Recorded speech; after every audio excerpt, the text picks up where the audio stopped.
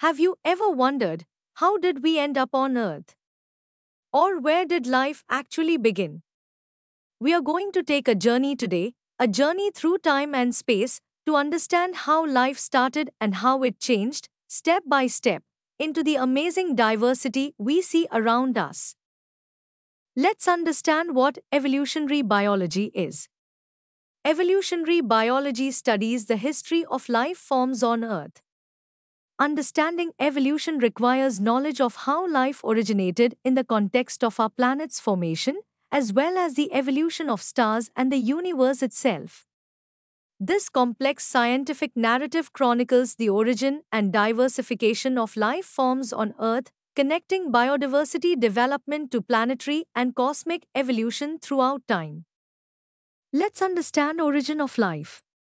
Looking back in time, stars in the night sky represent light that began its journey millions of years ago from trillions of kilometers away, allowing us to effectively look back in time as we observe stellar objects. Our universe is approximately 20 billion years old and consists of immense galaxy clusters. Earth is merely a tiny fragment within this vast expanse of stars, gas clouds, and dust. What is the Big Bang Theory?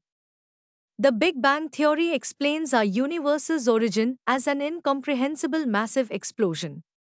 Following this event, the universe expanded rapidly while temperatures plummeted.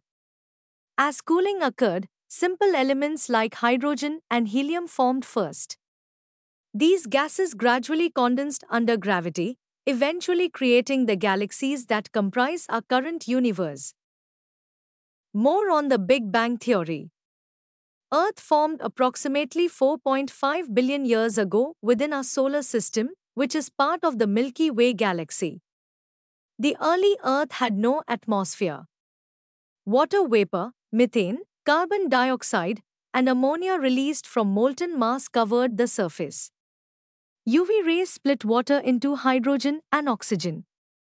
The lighter hydrogen escaped while oxygen combined with other elements to form water, CO2, and the ozone layer.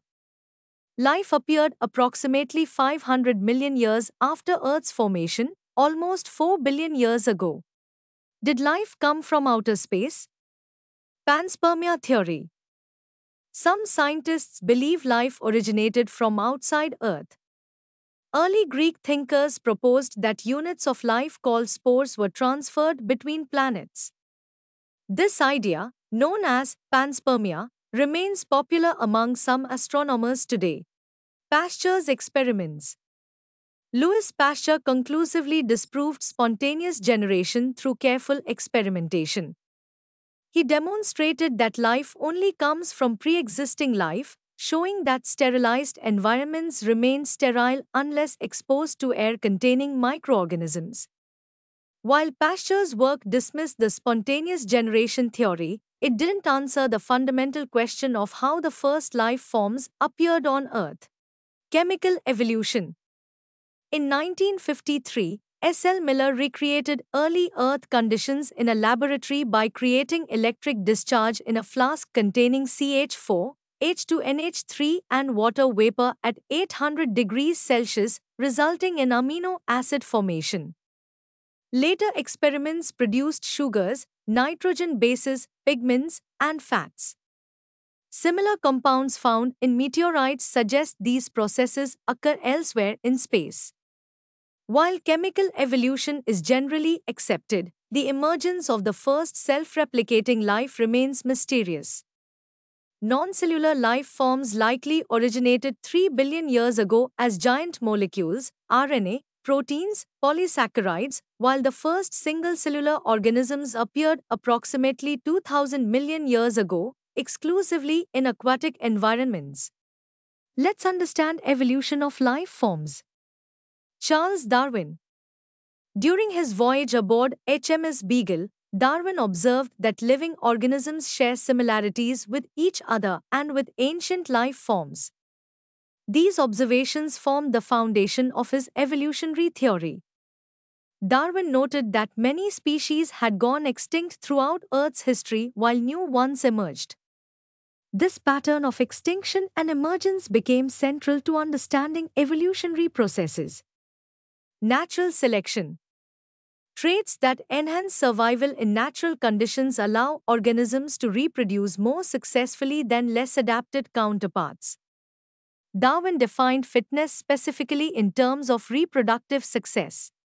What are the evidences for evolution? Paleontological evidence.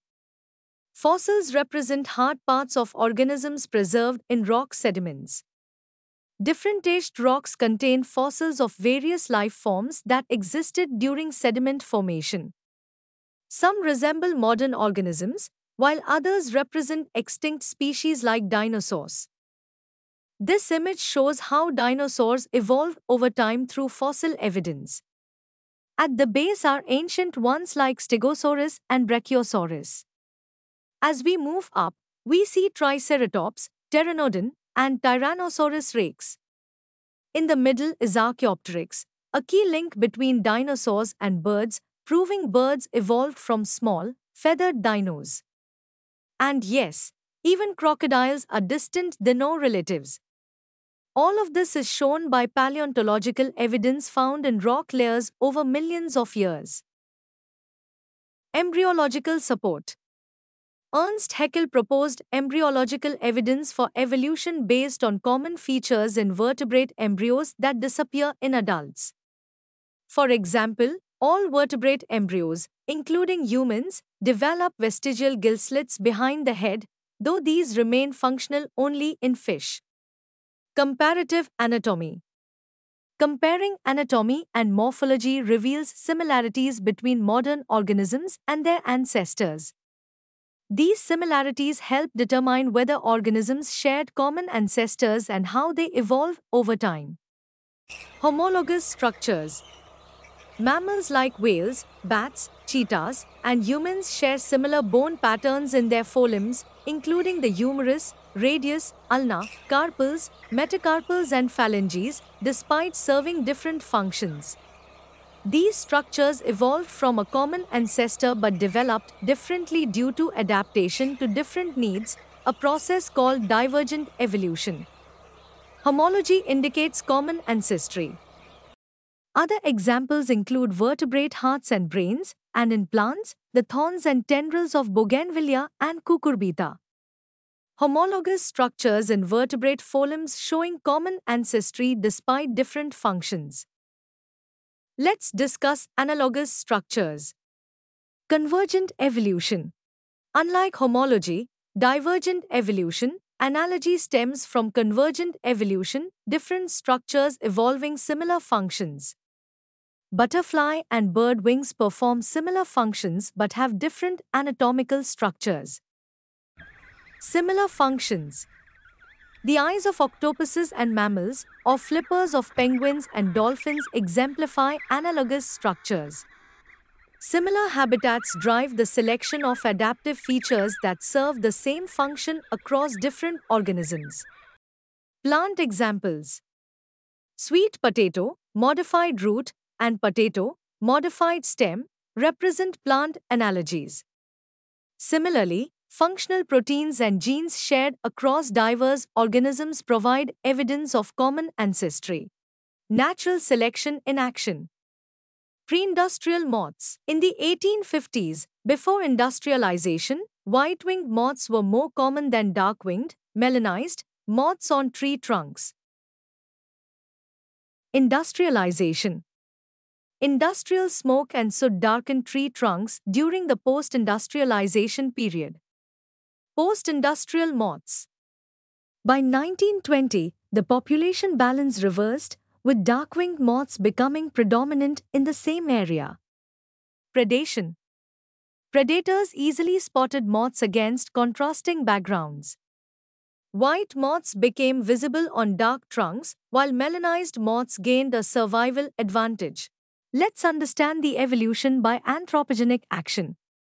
In mixed populations, better adapted variants survive and increase in numbers, though no variant disappears completely.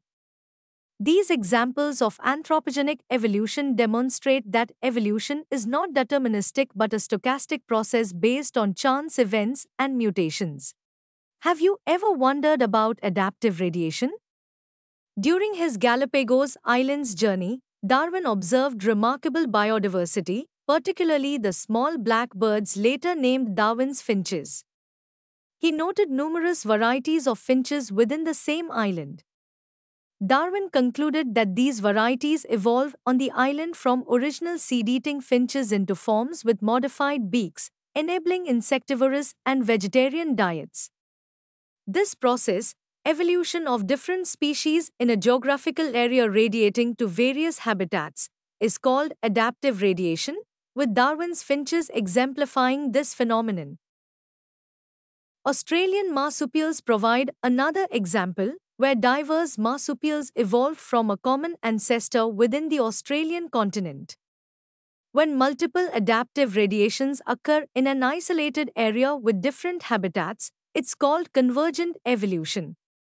Australia's placental mammals demonstrate this by evolving into varieties resembling corresponding marsupials, example placental wolf and Tasmanian wolf marsupial. We hope that you have understood the topic. You can now study chapter notes, watch video lectures and solve MCQ tests of this chapter on EduRev to ensure you score well in your exams. And that's not all.